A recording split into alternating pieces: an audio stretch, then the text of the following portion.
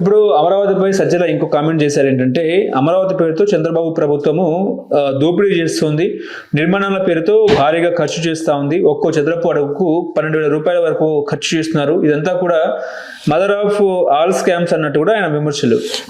ఏదో పార్టీలు ఏంటి రాజకీయంగా మాట్లాడేది, ఒకటైతే దాంతంత ఎందుకు ఇన్వెస్ట్మెంట్స్ ఉంటాయి, ఊరికే ఏదో పార్టీలు ఏదో ఒక ఆరోపణలు చేసుకుంటాను అలా. ఓకే, అంటే నిజంగా రాజధానికి అమరావతి అనుకూలమైన ప్రదేశం ఇప్పటికీ కాదంటారా? కాదు కదా, నేను చెప్పడం ఎందుకు, కమిటీనే వేశారు కదా, కమిటీలో చెప్పారు కదా అంట, నేను చెప్పేది కాదు, కమిటీ అభిప్రాయమే చెప్తున్నాను. ఓకే, ఇప్పటికీ రాష్ట్రం డివైడ్ అయ్యి 12 సంవత్సరాలు కావస్తా ఉన్నా కూడా ఇప్పటికి కూడా ఆంధ్రులకు, ముఖ్యంగా ఆంధ్రప్రదేశ్కి రాజధాని అన్నట్టు చెప్పుకునే ప్రాంతం కూడా లేని పరిస్థితి. సో ఓవరాల్గా పాలకులు ఈ రకంగా బెదిరిస్తే ప్రజల పరిస్థితి ఏంటి? రాజధాని అసలు ఉందా లేదా, ఉంటుందా, భవిష్యత్తు ఏ రకంగా మనం ఆలోచించుకోవచ్చు అంటే ఏం చెప్తారు? ఇప్పుడు ప్రజాభిప్రాయము అంటే ఒక ఏదైనా అభిప్రాయం పట్ల ఐకమత్యం ఉండాలా. ఇప్పుడు రాయలసీమలో అయితేనేమి, నార్త్ కోస్టల్ ఆంధ్రాలో అయితేనేమి 3 ప్రాంతాలుగా డివైడ్ అయిపోయినాయి కదా రాజధాని విషయంలో. రేపు మాపు కేంద్ర ప్రభుత్వం నుంచి రాజధాని చట్టబద్ధత హక్కును కూడా తీసుకొచ్చే అవకాశం ఉందని మాట్లాడుతున్నారు కూటమి నాయకులు. ఏదో చెప్తుంటారులే, అదంతే కానీ చట్టబద్ధత ఏముంది దానికి. చట్టబద్ధత తీసుకొస్తే మళ్ళీ జగన్మోహన్ రెడ్డి వచ్చి మళ్ళీ పరిపాలన మారుస్తానంటే అది నిలబడుతుందా? అయింది మారుస్తారా లేదో, మార్చినప్పుడు దాని కథ. దానికి చట్టబద్ధత ఏముంది క్యాపిటల్ అనే దానికి ఏం చట్టబద్ధత లేదు కదా. ఆ రాష్ట్రంలో వాళ్ళ ఐకమత్యంగా ఎక్కడైనా పెట్టుకోవచ్చు అంటారు. అంటే ఒక రాజపత్రం లాంటిది, ఒక రాజపత్రం లాంటిది. రాజపత్రం కాదు, వీళ్ళు డిక్లేర్ చేసుకొని పంపిస్తే గజెట్ నోటిఫికేషన్ ఇష్యూ చేస్తారు. అంటే చంద్రబాబు నాయుడు మాట్లాడుతూ ముఖ్యమంత్రి ఎక్కడా ఉంటే అక్కడే రాజధాని, అసలు క్యాపిటల్ అనే పదం రాజధానిలో లేదు అన్నట్టు కూడా నిన్న జగన్మోహన్ రెడ్డి మాట్లాడితే దానికి కౌంటర్ గా సీఎం బాబు గారు మాట్లాడుతూ మరి బెంగళూరులో ఉన్న అదే రాజధాని, ఇడుగులపాయలో ఉన్న అదే రాజధాని అన్న కూడా ఆయన వ్యంగ్యంగా మాట్లాడారు. ఆయన సీఎం ఎక్కడుంటే అనేది ఎట్టయితుంది, రాజధాని అనేది వేరు, సీఎం ఉండే ప్రాంతం కాదు కదా అంట. దానికి సెక్రటరేటు, అసెంబ్లీ ఇవన్నీ ఉన్నాయి కదా, రాజ్యాంగ సంస్థలు ఉన్నాయి. ముఖ్యమంత్రి పదవి రాజ్యాంగ సంస్థ కాదు కదా, కోర్టులు ఇవన్నీ ఉన్నాయి కదా అంట. ఇవన్నీ ఉన్నప్పుడు రాజధాని అవుతుంది.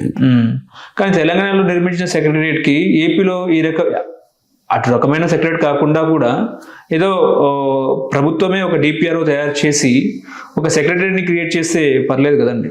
సెక్రటరేట్ ఒకటే ఎట్టవుతుంది, సెక్రటరేట్ అయితేనేమి, హైకోర్టు అయితేనేమి, అసెంబ్లీ అయితేనేమి, ఇవన్నీ ఉన్నాయి కదా.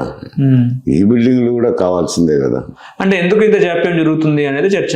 ఇది ఐకమత్యం లేదు అంట, దాని మీద కామన్ ఒపీనియన్ లేదు అంట. 3 ప్రాంతాల్లోనూ కామన్ ఒపీనియన్ లేదు అమరావతి మీద. దానివల్ల ఇది న్యూసెన్స్. అంటే ప్రజాభిప్రాయ సేకరణ లేదంటారా? లేదు కదా. రాయలసీమలో అయితే అమరావతిని ఒప్పుకోరు కదా, నార్త్ కోస్టల్ ఆంధ్రకు కూడా అంత ఇష్టం లేదు. మరి జగన్మోహన్ రెడ్డి 3 రాజధానులు తీసుకొచ్చారు కదా, ఆ ప్రస్తావన ఓకే. మరి ఆ రాజధాని లేనిలే కానీ అది అనవసరమైంది. అసెంబ్లీ విజయవాడలో పెడతానన్నారు, వైజాగ్లో అడ్మినిస్ట్రేటివ్ క్యాపిటల్ అన్నారు. ఇది వచ్చి న్యాయ రాజధాని అంటే ఏంది, హైకోర్టు పెట్టి ఒక బెంచ్ పెట్టి న్యాయ రాజధానిలో అతను కూడా ఏం న్యాయం చేసినాడని చెప్పడం లేదు కదా అంటే.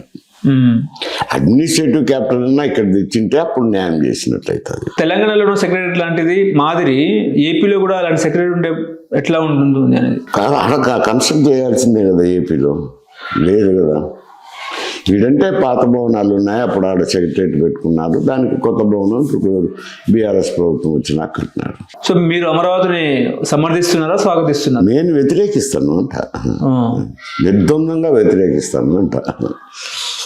ఓకే, మ్యాక్సిమము మీ అంచనా ఏంటి అమరావతి మీద? మీ అంచనా ఏంటి అసలు? అది అనుకూలమైన ప్రాంతం కాదు, అనువైన ప్రాంతం కాదు, వరదలు వచ్చే ప్రాంతము అంటాను. అది కమిటీ రిపోర్ట్లోనే ఉంది, నేను చెప్పేది కాదు. కానీ ప్రభుత్వం ఈ రకంగా ఎందుకు దుందుడుగు స్వభావంతో ముందుకు వెళ్తుందంటే ఏం చెప్తారు? ఇప్పుడు కూటమి ప్రభుత్వం అంటే కనుక క్యాష్ బేస్డ్గా పోతుంది కదా, అంతే, ఏం లేదు దాంట్లో. కేవలం రియల్ ఎస్టేట్ కోసమే ముందుకు వెళ్తుందా? రియల్ ఎస్టేట్ కోసమే, క్యాస్ట్ బేస్డ్ అను అలా. నేను రియల్ ఎస్టేట్ కూడా అనలే. ఇక్కడైతే దొనకొండ అయితే న్యూట్రల్ ప్లేస్ అంటాను. అక్కడ పెట్టిండాల్సింది. ల్యాండ్ ఉంది, కొంత అమ్మేదానికి కూడా అవకాశం ఉంది. ప్రభుత్వము భూమిని ప్రైవేట్ ఇచ్చేదానికి అవకాశం ఉంది అంట. ఓకే. ప్రభుత్వ భూమే కాబట్టి ఇక్కడ భూమి ల్యాండ్ పూలింగ్ చేయడం ఏంటి, మళ్ళీ ప్రైవేట్ సంస్థలకు ఇవ్వడం ఏంటి అంట. ఏంటి సార్ ఇప్పుడు భోగాపురం ఎయిర్పోర్ట్ ఎవరు తీసుకొచ్చారు? జగన్మోహన్ తీసుకొచ్చారా లేకపోతే కూటమి తీసుకొచ్చిందా? ఈ క్రెడిట్ ఎవరికి ఇస్తారు మీరు? ఒకరు ఇచ్చేది క్రెడిట్ ఏముంది? ఆయన కొంత ప్రాసెస్ మొదలు పెట్టిండొచ్చు. ఇప్పుడు రామ్మోహన్ నాయుడు వచ్చినారు కాబట్టి ఆయనకు వెరీ మచ్ ఇంట్రెస్టెడ్. ఆయన ఇంట్రెస్ట్ తీసుకొని ఆ భోగాపురం స్టార్ట్ చేసినారు అంటే అది కూటమి స్టార్ట్ చేసినట్టే లెక్క కదా. రామ్మోహన్ నాయుడు చేసిన కూటమిలో నుంచి పోయిన వ్యక్తే కదా. జిఎంఆర్ తీసుకొచ్చారు, జిఎంఆర్ భూమిని ఇచ్చింది జగన్మోహన్ రెడ్డి ప్రభుత్వం అన్నట్టు కూడా వైసీపీ నాయకులు మాట్లాడుతున్నారు కదా. జిఎంఆర్ లేదు కదా. ఓకే. అంటే జగన్మోహన్ రెడ్డి కంట్రిబ్యూషన్ లేదంటారా? అంటే అప్పుడు ఆయన మొదలు పెట్టాలని చూసినారు.